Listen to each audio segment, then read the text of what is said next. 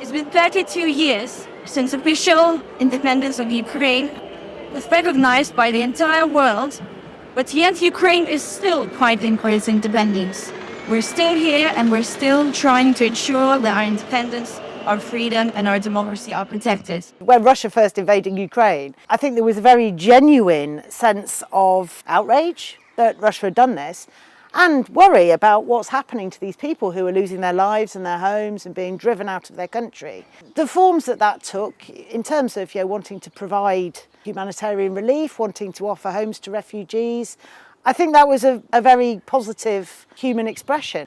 As time has gone on, I think it's become more complicated because Ukraine isn't a natural disaster, and yet the response to the war treated it almost as though it was a natural disaster. The response was driven by a kind of a pity for the victims of the war, and sometimes what we might call virtue signalling that took place, quite an empty way. I'm a nice person, I support Ukraine. When you see the discussion as time has moved on, it's become quite difficult because I think a lot of people don't really understand or agree with the principle of national sovereignty.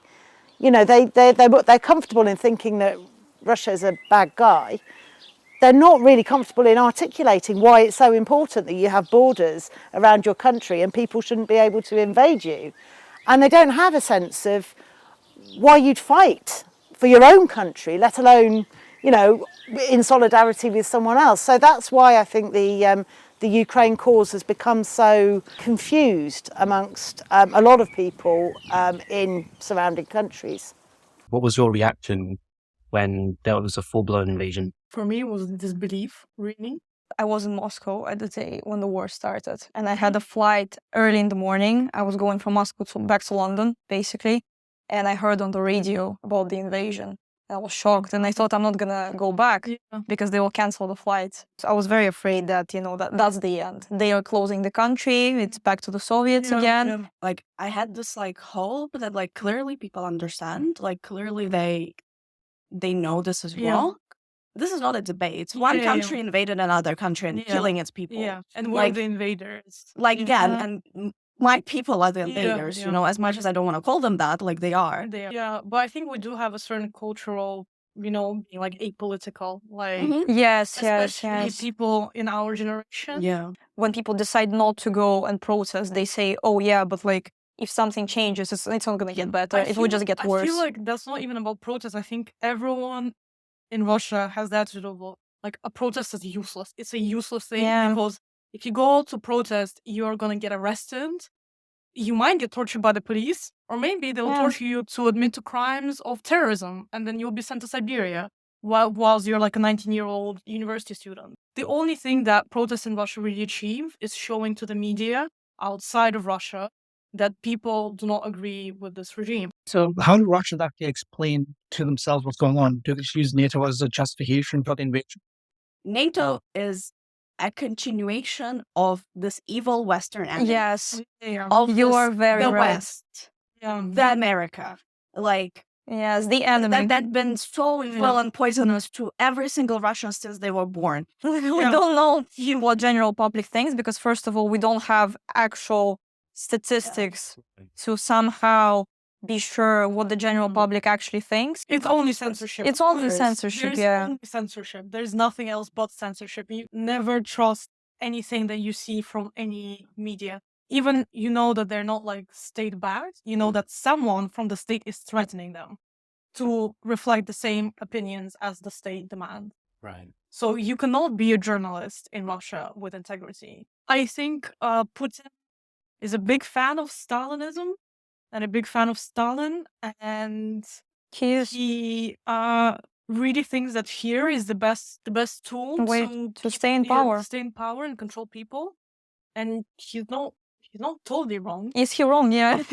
Right now, it's obviously very, I think, admirable, the spirit of the Ukrainian people.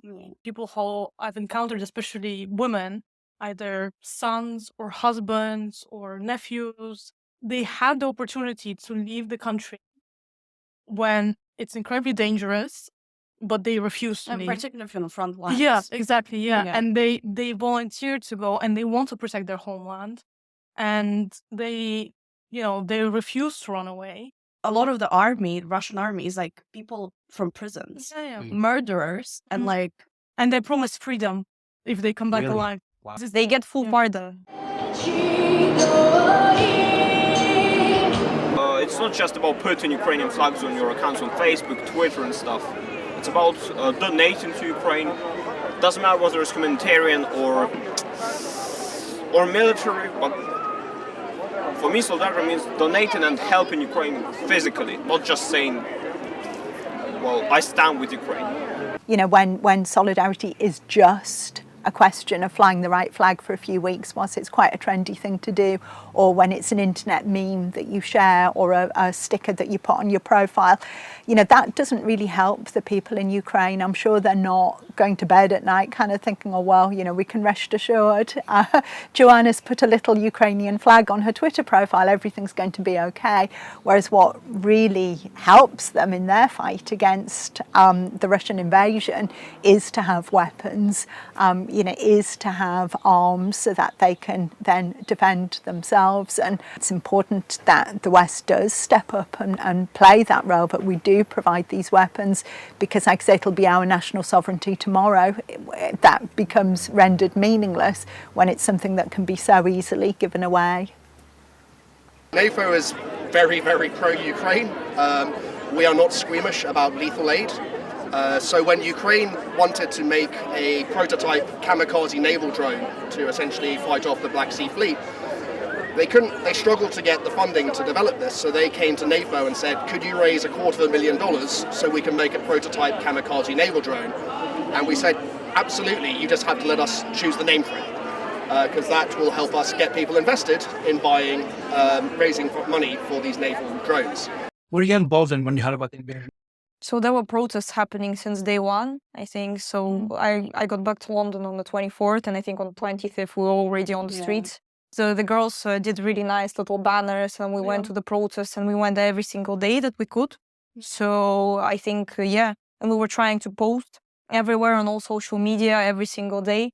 I think a couple of weeks into the war, Russian government started to block all of these posts, and they banned Instagram. they would introduce this law that Instagram and Facebook is a terrorist organization. So Russian people would not be able to see that kind of posts, and they would not be able to post themselves as well. We organized like a donation point where basically, you know, I just asked my friends, like everyone kind of like just make your Amazon orders. Like this is kind of what we need.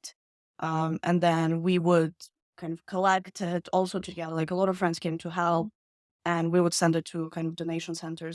There's a very limited amount of things that Ukraine actually really, really needed. Yeah. So it was great that we could kind of pull that information and make sure that we're sending what really was needed. A couple of months later, I gave up my Russian citizenship because, you know, you can argue as much as you want. You can explain to people that, oh, you know, I don't support this. But I understood that if I have this opportunity, I'm going to take it. You know, when they hear them from Russia, they try to sympathize for the very wrong reasons, as in that, you know, well, it's not so black and white. You know, the Ukrainians shouldn't be fighting.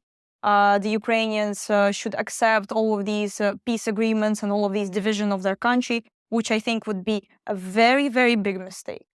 And it will be a very big mistake, not only for Ukraine, but for the whole Europe, for the whole world, basically, because it will set up a very, very bad precedent that, you know, someone can just go and take a piece from your country, and you should just accept it because this someone is stronger than you, and they have more military, and they have more weapons, and they have more money. This is the reason why I think we should all continue sending weapons to Ukraine, and the West should continue that.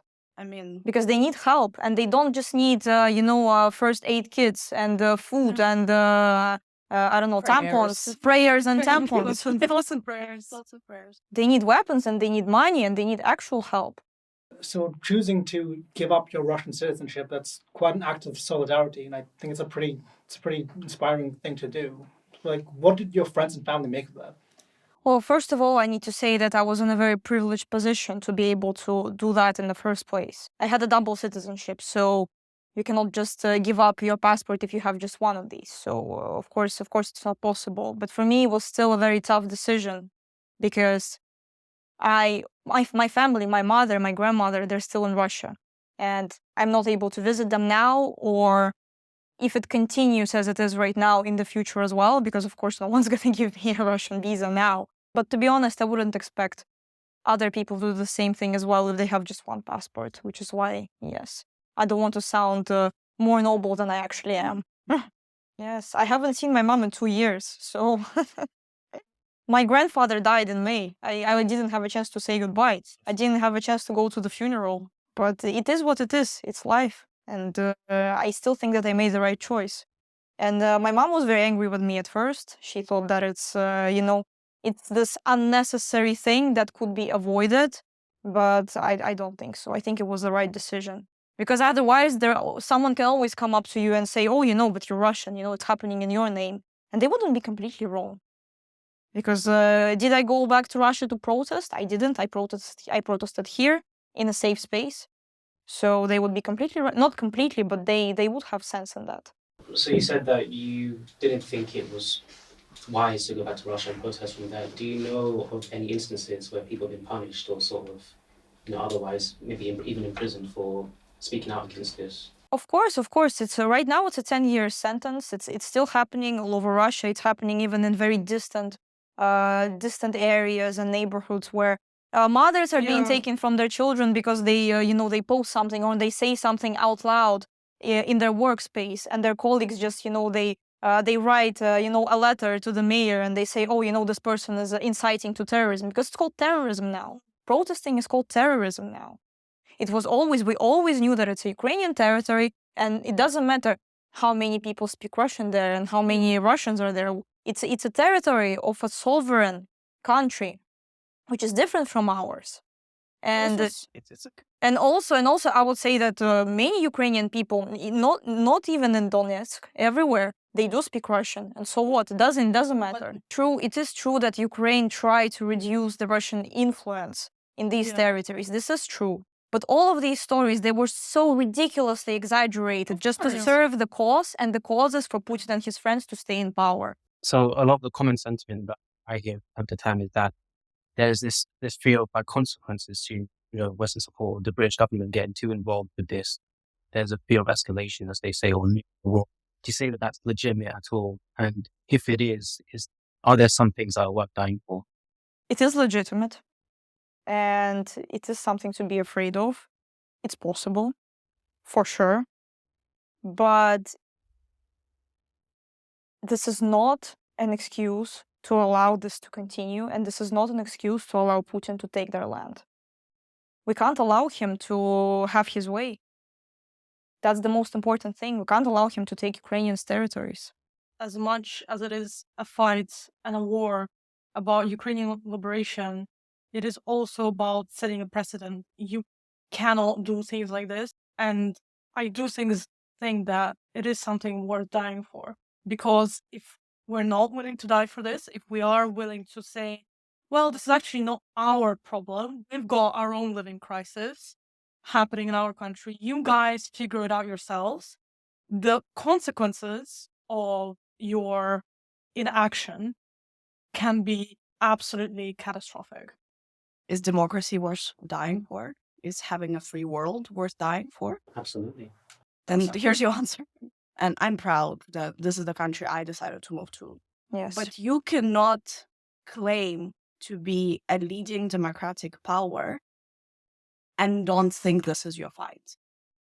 It says, why do we need to die for freedom? Do you think it's worth dying for freedom? In our case, we must, because we don't have another way, unfortunately.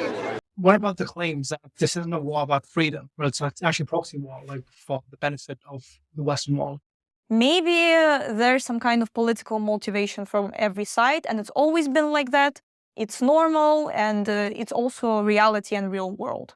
But what we have now is we have Ukraine fighting for their freedom, and we should support them in that, and we should help them. That's what I think. I'm proud of the fact the British people will offer solidarity to other people. That's my patriotism. It's not God save the king. It's I will help my brothers and sisters in another country in their hour of need. So I think it's a great tradition in British history of solidarity. I think the British government, they were the first actually to give them their due. You know, I'm not on their team. They gave arms to Ukraine and led the way. And I think that's excellent. I think we should continue to do that. I just hope that the Ukrainian people win and are able to become a sovereign nation, and whether or not they vote for the government or the kind of government that I'd vote for, that's up to them. They should have the freedom to decide what kind of politicians they want in power and not have it imposed upon them by an outside force. України, ні слава, ні воля, ще нам, браття українці, усміхнеться доля. Згинуть наші воріженьки, як роса на сонці, запануєм і ми, браття, у своїй сторонці.